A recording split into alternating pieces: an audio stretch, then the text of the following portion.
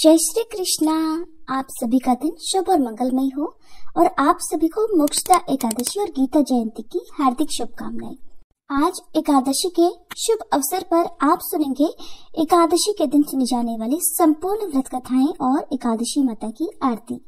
अगर आपको वीडियो अच्छी लगे तो प्लीज लाइक करके कमेंट बॉक्स में विष्णु भगवान की जय जरूर लिखिएगा। धर्मराज युधिष्ठिर ने उत्पन्ना एकादशी की उत्पत्ति, महिमा और महात्म्य आदि सुनकर भगवान कृष्ण से कहा, हे परम पूजनीय भगवान कृष्ण, हे त्रिलोकीनाथ, आप सभी को मोक्ष और सुख देने वाले हैं। मैं आपको प्रणाम करता हूँ। हे प्रभु, आप सभी पर कृपा करते हैं। मेरी एक जिज्ञासा को कृपा पूर्वक शांत कीजिए। तब भगवान कृष्ण ने कहा, हे धर्मराज, जो कुछ भी जानना चाहते हो निर्भय होकर कहो, मैं अवश्य ही तुम्हारी जिज्ञासा को शांत करूंगा। तब धर्मराज कहने लगे, हे प्रभु, यह जो आपने मार्गशीर्ष मास के कृष्ण पक्ष की एकादशी के विषय में बताया है, उसे सुनकर मुझे बड़ी ही शांति प्राप्त हुई। अब आप कृपया कर मार्गशीर्ष मास के शुक्ल पक्ष में जो एकादशी पड़ती है, उसके विषय में भी बताने की कृपा करें। उसका नाम क्या है? उस दिन कौन से देवी देवता की पूजा की जाती है और उसकी पूजन विधि क्या है? इस व्रत को करने से मनुष्य को क्या फल मिलता है? हे प्रभु, मेरे इन प्रश्नों का विस्तार सहित उत्तर देकर कृपया आप मेरी जिज्ञासा को दूर कीजिए, तो आपकी बड़ी कृपा होगी। धर्मराज की बात सुनकर भगवान कृष्ण कहने लगे, हे धर्मराज, तुमने बहुत ही श्रेष्ठ प्रश्न किया है, इसलिए तुम्हारा यश संसार में फैलेगा। मार्गशीर्ष मास के शुक्ल पक्ष की एकादशी अनेक पापों को नष्ट करने वाली है। संसार में इसे मोक्षदा एकादशी के नाम से जाना जाता है। इस एकादशी के दिन श्री दामोदर भगवान का धूप दीप नैवेद्य आदि से श्रद्धा और भक्ति पूर्वक पूजन करना चाहिए। हे कुंती पुत्र, इस एकादशी व्रत के प्रभाव से नरक में गए हुए माता पिता पितर आदि को स्वर्ग की प्राप्ति होती है। हे धर्मराज, अब मैं तुमसे एकादशी व्रत की कथा कहता हूँ, ध्यान पूर्वक सुनो। वैखानस नाम का एक राजा प्राचीन नगर में राज्य करता था। उसके राज्य में चारों वेदों के ज्ञाता और ब्राह्मण रहा करते थे। राजा अपनी प्रजा का पालन पुत्रवत किया करता था। प्रजा भी अपने राजा को बहुत प्रेम करती थी। एक रात को स्वप्न में राजा ने अपने पिता को नरक की यातनाएं भोगते देखा। इस प्रकार का स्वप्न देखकर राजा बड़ा ही व्याकुल हुआ।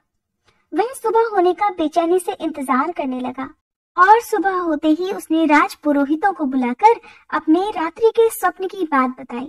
कहने लगा, हे ब्राह्मणों, रात को स्वप्न में मैंने अपने पिता को नरक की यातनाएं भोगते देखा है।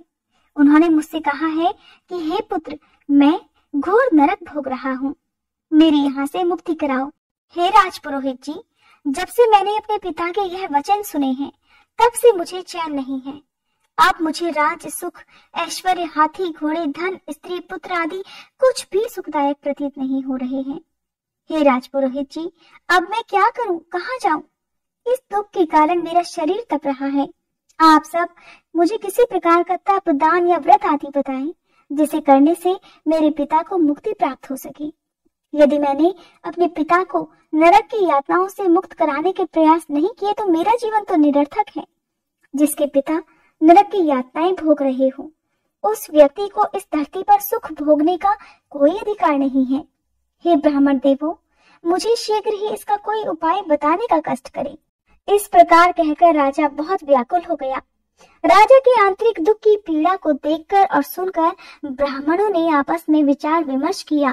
फिर सभी एकमत होकर राजा से कहने लगे, हे राजन, वर्तमान भूत और भविष्य के ज्ञाता पर्वत नाम के एक मुनि हैं। वे यहाँ से ज्यादा दूर नहीं है। अगर आप अपने मन की व्यथा उनसे जाकर कहेंगे तो वे अवश्य ही इसका कोई सरल उपाय आपको बता सकते हैं।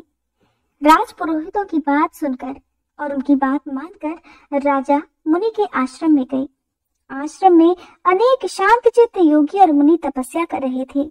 चारों वेदों के ज्ञाता पर्वत मुनि दूसरे ब्रह्मा के समान बैठे जान पड़ रहे थे। उनके चेहरे से दिव्य तेज झलक रहा था। राजा ने मुनि को दंडवत प्रणाम किया और फिर अपना परिचय दिया। पर्वत मुनि ने राजा से कुशल क्षेम पूछी। तब राजा कहने लगे, हे मुनिवर, आपकी कृपा से मेरे राज्य में सब कुछ कुशल मंगल है, किंतु मेरे सामने अचानक ही एक ऐसी समस्या खड़ी है जिससे मेरा हृदय बड़ा ही अशांत हो रहा है। और तब राजा ने बड़े ही दुखी मन से रात को देखे गए स्वप्न की पूरी बात पर्वत मुनि को बता दी और फिर दुखी स्वर में कहने लगे, हे महर्षि, अब आप कृपया कर मेरा मार्गदर्शन कीजिए कि ऐसे में मुझे क्या उपाय करना चाहिए। कैसे मैं अपने पिता को नरक की यातना से मुक्ति दिला सकता हूँ। हे मुनिवर, जब से रात को मैंने अपने पिता के बारे में ऐसा स्वप्न देखा है तब से मुझे एक क्षण को भी चैन नहीं है। कृपया कर मुझे इस कष्ट से मुक्ति दिलाइए और कोई समाधान भी बताइए। तब राजा की बात पर्वत मुनि ने बड़ी गंभीरता पूर्वक सुनी। फिर अपनी आंखें बंद कर भूत और भविष्य पर विचार करने लगे। कुछ पलों तक ध्यान और चिंतन करने के बाद उन्होंने कहा, हे राजन, मैंने अपने योग बल के द्वारा तुम्हारे पिता के सभी कुकर्मों का ज्ञान प्राप्त कर लिया है और मैं जान चुका हूँ कि आज वो किस प्रकार और क्यों नरक भोग रहे हैं। दरअसल उन्होंने अपने पूर्व जन्म में अपनी पत्नियों में भेदभाव किया था। अपनी बड़ी रानी के कहने में आकर उन्होंने अपनी दूसरी पत्नी को ऋतुदान मांगने पर नहीं दिया। उसी पाप के कर्म के कारण तुम्हारे पिता नरक में गए हैं। यह जानकर वैखानस राजा ने याचना भरे स्वर में कहा, हे ऋषिवर, मेरे पिता के उद्धार का कोई तो उपाय होगा। कृपया आप मुझे उस उपाय को बताने की कृपा करें कि किस प्रकार मेरे पिता इस पाप से मुक्त हो सकेंगे। तब पर्वत मुनि कहने लगे, हे राजन, मार्गशीर्ष मास के शुक्ल पक्ष में जो एकादशी होती है उसे मोक्षदा एकादशी कहते हैं और यह मोक्ष प्रदान करने वाली होती है। आप इस मोक्षदा एकादशी का व्रत श्रद्धा और निष्ठा के साथ करें और उस व्रत के पुण्य को संकल्प करके अपने पिता को अर्पित कर दें।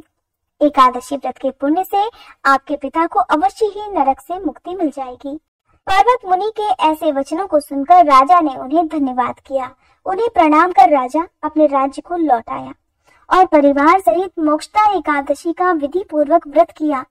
इस व्रत के पुण्य को राजा ने अपने पिता को अर्पित कर दिया और फिर इस व्रत के प्रभाव से राजा के पिता को सहज ही मुक्ति मिल गई। स्वर्ग को प्रस्थान करते हुए राजा के पिता ने कहा, हे पुत्र, तेरा कल्याण हो। इतना कहकर राजा के पिता ने स्वर्ग को प्रस्थान किया। इसलिए हे धर्मराज, जो मनुष्य मार्गशीर्ष मास के शुक्ल पक्ष की एकादशी का उपवास करते हैं उनके सभी पाप, सभी कष्ट, सभी दुख दूर हो जाते हैं और अंत में वे स्वर्ग लोक को प्राप्त होते हैं। इस उपवास से उत्तम और मोक्ष प्रदान करने वाला कोई भी दूसरा व्रत नहीं। इस कथा को सुनने और पढ़ने से ही अनंत फल की प्राप्ति हो जाती है और यह व्रत मोक्ष प्रदान करने वाला चिंतामणि के समान है जिससे उपवास करने वाले की सभी मनोकामनाएं शीघ्र पूर्ण हो जाती हैं। हे धर्मराज, प्रत्येक मनुष्य की प्रबल इच्छा होती है कि वो अंत समय में मोक्ष प्राप्त करे। मोक्ष की इच्छा करने वाले भक्तों के लिए मोक्षदा एकादशी का यह दिन अति महत्वपूर्ण होता है। इसलिए मोक्षदा एकादशी के दिन भक्ति भाव और विश्वास के साथ भगवान श्री हरि की पूजा अर्चना करनी चाहिए। यह माता पिता के प्रति भक्ति और दूसरों के लिए पुण्य अर्पित करने की श्रेष्ठ और पवित्र कथा है। मोक्षदा एकादशी का दिन केवल मनुष्यों का नहीं बल्कि उनके पितरों का भी भला करता है। अपने किसी सगे संबंधी, मित्र, बंधु को भी इस उपवास का फल अर्पण करने से उनके भी पापों और क्लेशों का नाश हो जाता है। धर्मराज युधिष्ठिर को एकादशी का महात्म्य बताकर भगवान श्री कृष्ण कुछ क्षणों के लिए मौन हो गए और तब धर्मराज युधिष्ठिर ने भी भगवान श्री कृष्ण के बताए अनुसार इस एकादशी व्रत का पालन किया, जिससे महाभारत युद्ध में मारे गए उनके सगे संबंधियों को भी अंत में मोक्ष की प्राप्ति हुई। अब सुनिए भगवान विष्णु की कृपा पाने के लिए उन्हें प्रसन्न करने के लिए तुलसी माता की कहानी। बहुत पहले की बात है, एक नगर में एक ब्राह्मण और ब्राह्मणी रहते थे। उनकी कोई संतान नहीं थी। ब्राह्मण प्रतिदिन सुबह नदी में स्नान करने के लिए जाया करते थे। घर आकर पूजा पाठ किया करते थे। फिर एक दिन की बात है, संध्या के समय ब्राह्मण नदी पर गए। नदी पर जाकर संध्या का स्नान किया। स्नान करके फिर जब जाने लगी तो पीछे किसी ने आवाज लगाई, बाबा मैं भी आऊं? ब्राह्मण ने पीछे मुड़कर देखा तो कोई नहीं था। वह फिर आगे चलने लगे तो पीछे से फिर आवाज आई। अब ब्राह्मण सोचने लगा कि कोई भी आवाज देने वाला दिखाई क्यों नहीं दे रहा है। फिर से वह चलने के लिए तैयार हुए तो पीछे से एक आवाज फिर आई, बाबा मैं भी आऊं? इस बार ब्राह्मण कहने लगा कि कहीं भूत प्रेत हो तो बिल्कुल मत आना, कोई देव हो तो जरूर आना। इतने में ही 5 वर्ष की एक सुंदर सी छोटी सी कन्या आई और बोली, बाबा मैं आपके घर चलना चाहती हूँ। छोटी सी कन्या को देखकर ब्राह्मण बहुत प्रसन्न हो गए। उन्होंने झट उसकी उंगली पकड़ ली और उसे लेकर अपने घर आ गए। घर आने पर जब ब्राह्मणी ने उस कन्या को देखा तो पूछने लगी, ये छोटी कन्या किसकी है? कन्या बोली, माँ मैं तो आपकी बेटी हूँ। अब उसने ब्राह्मण से पूछा कि क्या बात है? तो ब्राह्मण ने कहा, हाँ हाँ ये हमारी ही बेटी है। तब ब्राह्मण की पत्नी कहने लगी, सच में ही हमारी बेटी है? तब उस कन्या ने उन दोनों को माँ पिताजी कहकर पुकारा, जिसे सुनकर वे दोनों पति पत्नी बहुत प्रसन्न हो गए। अब ब्राह्मण की पत्नी सोचने लगी कि इस कन्या का नाम क्या रखें। तब ब्राह्मण ने कहा कि इसका नाम हम तुलसी रख देते हैं। आज एकादशी के दिन हमें ये मिली है तो हम भगवान विष्णु को प्रिय अत्यंत तुलसी जी का ही नाम इस कन्या को दे देते हैं। ये हमारे आंगन की तुलसी है। अब वह तुलसी उन ब्राह्मण दंपत्ति के घर में खेल कूद कर बड़ी होने लगी। बड़ी होकर जब वह विवाह के योग्य हुई तब माता पिता को उसके विवाह की चिंता होने लगी। तब तुलसी कहने लगी, माँ जी पिताजी आप मेरी चिंता बिल्कुल मत करना, मुझे ब्याहने तो स्वयं भगवान कृष्ण आएंगे, आप तो बस तैयारियां करो। और इस प्रकार विवाह का दिन आया। अब विवाह का शुभ मुहूर्त भी निकल आया। भगवान ने स्वयं आकर फिर तुलसी से विवाह किया। जब तुलसी विदा होकर जाने लगी तो उसके माता पिता अपनी कन्या के वियोग से दुखी होकर रोने लगे। कहने लगे, बेटी हम तुम्हें कहाँ लेने आएंगे? तुलसी ने कहा, माँ पिताजी आप मेरी चिंता बिल्कुल मत करो, मैं तो आपको संतान सुख देने के लिए और आपका असीम प्रेम पाने के लिए आई थी। मेरा ससुराल तो द्वारका धाम है, आप जब भी मुझे याद करोगे तो मैं तुरंत आ जाऊंगी। आप घर में तुलसी लगा कर रखना, उससे आपके मन को शांति मिलेगी, घर की शुद्धि होगी, आपके घर की जितनी भी नकारात्मक ऊर्जा है वो दूर हो जाएगी और इस प्रकार आपको कभी मेरी याद से दुख नहीं होगा। आंगन की तुलसी को आप हमेशा सजा कर रखना, उसकी पूजा अर्चना करना, इस प्रकार आपको कभी भी मेरी कमी नहीं होगी। ऐसा कहकर तुलसी भगवान कृष्ण के साथ द्वारका धाम को चली गई। ये थी भगवान श्री विष्णु को प्रिय तुलसी जी की कहानी। अब सुनिए एकादशी माता की कथा और आरती। 11 माता की कथा का वर्णन स्वयं भगवान श्री कृष्ण ने अपने श्रीमुख से धर्मराज युधिष्ठिर को सुनाया था। एक बार धर्मराज युधिष्ठिर ने भगवान श्री कृष्ण से पूछा, हे मधुसूदन, पूर्णिमाई एकादशी अर्थात 11 माता की उत्पत्ति कैसे हुई? इस संसार में वह क्यों पवित्र मानी गई और सभी देवताओं को कैसे प्रिय हुई? तब भगवान कृष्ण कहने लगे, हे कुंती नंदन, प्राचीन समय की बात है, सतयुग में मुर नाम का एक दानव रहा करता था। वह बड़ा ही अद्भुत, अत्यंत रौद्र तथा संपूर्ण देवताओं के लिए बड़ा भयंकर था। उस काल रूपधारी दुरात्मा महासुर ने देवराज इंद्र को भी जीत लिया था। सभी देवता उससे परास्त होकर स्वर्ग से निकाले जा चुके थे और शंकित तथा भयभीत होकर पृथ्वी लोक पर विचरा करते थे। एक दिन सभी देवता भयभीत होकर महादेव जी के पास गए। वहां देवराज इंद्र ने भगवान शिव को प्रणाम करके उन्हें आगे का सारा हाल कह सुनाया। देवराज इंद्र कहने लगे, हे महादेव, ये देवता स्वर्गलोक से निकाले जाने के बाद पृथ्वी पर भटक रहे हैं। मनुष्यों के बीच रहना इन्हें शोभा नहीं देता। हे देवाधिदेव, कोई उपाय बताइए, देवता किसकी शरण में जाएं? देवराज इंद्र की बात सुनकर महादेव कहने लगे, देवराज, जहाँ सभी को शरण देने वाले, सबकी रक्षा में तत्पर रहने वाले जगत के स्वामी भगवान गरुड़ध्वज विराजमान है, वहीं पर जाओ, वही तुम लोगों की रक्षा करेंगे। भगवान श्री कृष्ण कहते हैं, हे धर्मराज, महादेव जी की ये बात सुनकर परम बुद्धिमान देवराज इंद्र संपूर्ण देवताओं के साथ क्षीर सागर में गए, जहाँ भगवान गदाधर सो रहे थे। देवराज इंद्र ने हाथ जोड़कर उनकी स्तुति की। देवराज इंद्र इस प्रकार स्तुति करने लगे, हे देव देवेश्वर, आपको नमस्कार है। देव, आप ही पति, आप ही मति, आप ही कर्ता और आप ही कारण हैं। आप ही सब लोगों की माता और आप ही इस जगत के पिता हैं। देवता और दानव दोनों ही आपकी वंदना करते हैं। हे पुंडरीकाक्ष, आप दैत्यों के शत्रु हैं। हे मधुसूदन, हम लोगों की रक्षा कीजिए। हम इस समय संकट में हैं। हे प्रभु, हे जगन्नाथ, अत्यंत उग्र स्वभाव वाले महाबली मूर्त नामक दैत्य ने इस संपूर्ण देवताओं को जीतकर स्वर्ग से बाहर निकाल दिया है। भगवान, हे देव देवेश्वर, हे शरणागत वत्सल, देवतागण भयभीत होकर आपकी शरण में आए हैं। दानवों का विनाश करने वाले हे कमल नयन, हे भक्त वत्सल, हे देवेश्वर, हे जनार्दन, हम सब की रक्षा कीजिए, रक्षा कीजिए। भगवान, शरण में आए हुए देवतागणों की रक्षा कीजिए, इनकी सहायता कीजिए।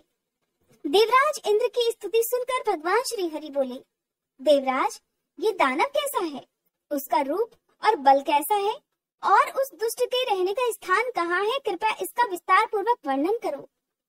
तब देवराज इंद्र इस प्रकार बोले, देवेश्वर, पूर्व काल में ब्रह्मा जी के वंश में तालजंघ नामक एक महान असुर उत्पन्न हुआ, जो अत्यंत भयंकर था। उसका पुत्र मुर दानव के नाम से विख्यात है। वह भी अत्यंत उत्कट, महापराक्रमी और देवताओं के लिए अति भयंकर है। चंद्रावती नाम से प्रसिद्ध एक नगरी है, उसी में स्थान बनाकर वह निवास करता है। उस दैत्य ने समस्त देवताओं को परास्त करके उन्हें स्वर्गलोक से बाहर कर दिया है। उसने एक दूसरे ही इंद्र को स्वर्ग के सिंहासन पर बिठाया है। अग्नि, चंद्रमा, सूर्य, वायु तथा वरुण भी उसने दूसरे ही बनाए हैं। हे जनार्दन, मैं सत्य कह रहा हूँ, उसने सब कोई दूसरे ही कर लिए हैं। सभी दूसरे देवताओं का निर्माण कर लिया है, और देवताओं को तो उसने उनके प्रत्येक स्थान से भी वंचित कर दिया है। देवराज इंद्र की व्यथा सुनकर भगवान जनार्दन को बड़ा क्रोध आया। उन्होंने देवताओं को साथ लेकर चंद्रावती नगरी में प्रवेश किया। भगवान गदाधर ने देखा कि दैत्यराज बारंबार गरज रहा है और उससे परास्त होकर संपूर्ण देवता दसों दिशाओं में भाग रहे हैं। अब वह दानव भगवान विष्णु को देखकर बोला, उन्हें ललकारता हुआ इस प्रकार कहने लगा, दुष्ट, खड़ा रहे, खड़ा रहे। उसकी ये ललकार सुनकर भगवान के नेत्र क्रोध से लाल हो गए। वे बोले, अरे दुराचारी दानव, मेरी उन भुजाओं को देख। ऐसा कहकर श्री विष्णु ने अपने दिव्य बाणों से सामने आए हुए दुष्ट दानवों को मारना प्रारंभ कर दिया। दानव भय से विवल हो उठे। हे पांडु नंदन धर्मराज युधिष्ठिर, फिर भगवान विष्णु ने दैत्य सेना पर चक्र का प्रहार किया। उससे छिन्न भिन्न होकर सैकड़ों योद्धा मृत्यु के काल में समा गए। इसके बाद भगवान मधुसूदन बद्रिकाश्रम को चले गए। वहाँ सिंहावती नाम की गुफा थी, जो कि 12 योजन लंबी थी। हे पांडुनंदन, उस गुफा में केवल एक ही दरवाजा था। भगवान श्री हरि उसी में विश्राम करने के लिए सो गए। वह दानव मुर भगवान को मारने के लिए उनके पीछे पीछे तो लगा हुआ ही था, अतः उसने भी उसी गुफा में प्रवेश कर लिया। वहाँ भगवान को सोता देखकर उसे बड़ा हर्ष हुआ। उसने सोचा, ये दानवों को भय देने वाला देवता है, अतः निस्संदेह आज मैं इसको मार डालूंगा। हे युधिष्ठिर, दानव के इस प्रकार विचार करते ही भगवान विष्णु के शरीर से एक सुंदर दिव्य कन्या प्रकट हुई, जो बड़ी ही रूपवती, सौभाग्यशालिनी तथा दिव्य अस्त्र शस्त्रों से सुसज्जित थी। वह भगवान के तेज के अंश से उत्पन्न हुई थी। उसका बल और पराक्रम महान था। हे युधिष्ठिर, दानवराज मुर ने उस कन्या को देखा। कन्या ने युद्ध का विचार करके दानव के साथ युद्ध के लिए याचना की, और तब दोनों के बीच भयानक युद्ध छिड़ गया। कन्या सभी प्रकार की युद्ध कला में निपुण थी। वह मुर नामक महान असुर उसके हुंकार मात्र से ही राख का ढेर हो गया। दानव के मारे जाते ही भगवान श्री हरि निद्रा त्याग कर उठे। उन्होंने दानव को इस प्रकार धरती पर निष्प्राण देखा तो कन्या से पूछा, मेरा यह शत्रु अत्यंत उग्र और भयंकर था, इसका वध किसने कर डाला? कन्या कहने लगी, हे स्वामिन, आपके ही प्रसाद से मैंने इस महादैत्य का वध किया है। श्री भगवान ने कहा, कल्याणी, तुम्हारे इस कर्म से तो तीनों लोकों के मुनि और देवतागण आनंदित हुए हैं, अतः तुम्हारे मन में जैसी इच्छा हो उसके अनुसार मुझसे कोई वर मांग लो। देव दुर्लभ होने पर भी वह वर मैं तुम्हें दूंगा और इसमें तनिक भी संदेह नहीं।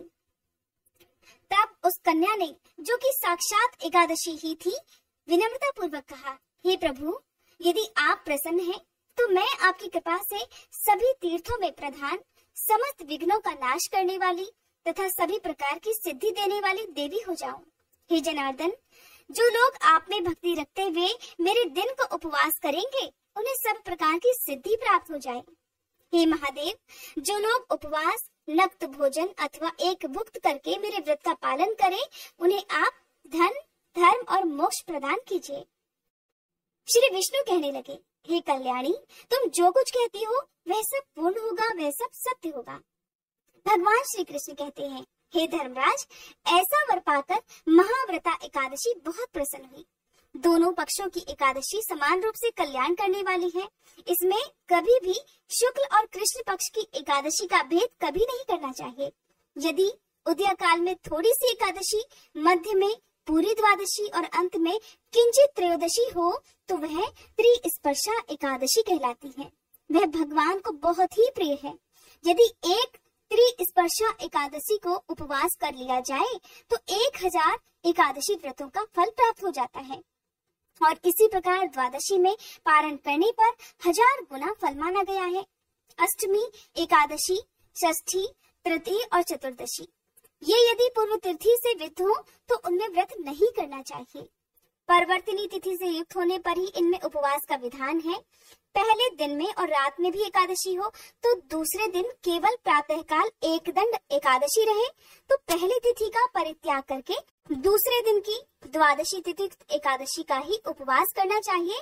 ये विधि मैंने दोनों पक्षों की एकादशी के लिए बताई है। इस प्रकार जो भी भक्त एकादशी को उपवास करके 11 माता की इस कथा को श्रवण करते हैं या पठन करते हैं, वह वैकुंठ धाम में जाते हैं, जहाँ साक्षात भगवान गरुड़ध्वज विराजमान रहते हैं। जो मनुष्य हर समय एकादशी के महात्म्य का पाठ करता है, उसे 1000 गोदान के पुण्य का फल प्राप्त होता है। प्रेम से बोलिए एकादशी माता की जय। ओम जय एकादशी माता, मैया जय एकादशी माता। विष्णु पूजा व्रत को धारण कर शक्ति मुक्ति पाता। ओम जय एकादशी माता।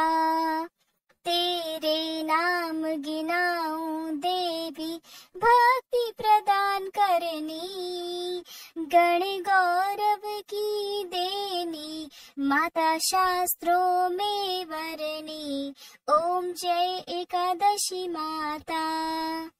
मार्गशीर्ष के कृष्ण पक्ष की उत्पन्ना, विश्व तारिणी जनमी, शुक्ल पक्ष में हुई मोक्षदा, मुक्तिदाता बन आई। जय एकादशी माता। पौष के कृष्ण पक्ष की सफला नामक है, शुक्ल पक्ष में होए पुत्रदा, आनंद अधिक रहे। ओम जय एकादशी माता। नाम षट तिला माघ मास में कृष्ण पक्ष आवे, शुक्ल पक्ष में जया कहावे, विजय सदा पावे। जय एकादशी माता। विजया फागुन कृष्ण पक्ष में शुक्ला आमल की, पाप मोचनी कृष्ण पक्ष में चैत्र महाबल की। ओम जय एकादशी माता। चैत्र शुक्ल में नाम कामदा, धन देने वाली, नाम बरूथनी कृष्ण पक्ष में वैशाख महावाली। ओम जय एकादशी माता। शुक्ल पक्ष में होए मोहनी, अपरा ज्येष्ठ कृष्ण पक्षी, नाम निर्जला सब सुख करनी, शुक्ल पक्ष रखी। जय एकादशी माता। योगिनी नाम आषाढ़ में जानो, कृष्ण पक्ष करनी, देव शयनी नाम कहायो, शुक्ल पक्ष धरनी। जय एकादशी माता। कामिका श्रावण मास में आवे, कृष्ण पक्ष कहिए, श्रावण शुक्ला होए पवित्रा, आनंद से रहिए। जय एकादशी माता। अजा भाद्रपद कृष्ण पक्ष की परिवर्तनी शुक्ला, इंद्र आश्विन कृष्ण पक्ष में वृत से भव सागर निकला। जय एकादशी माता। पापांकुश है शुक्ल पक्ष में आप हरनहारी, रमा कार्तिक में आवे सुखदायक भारी।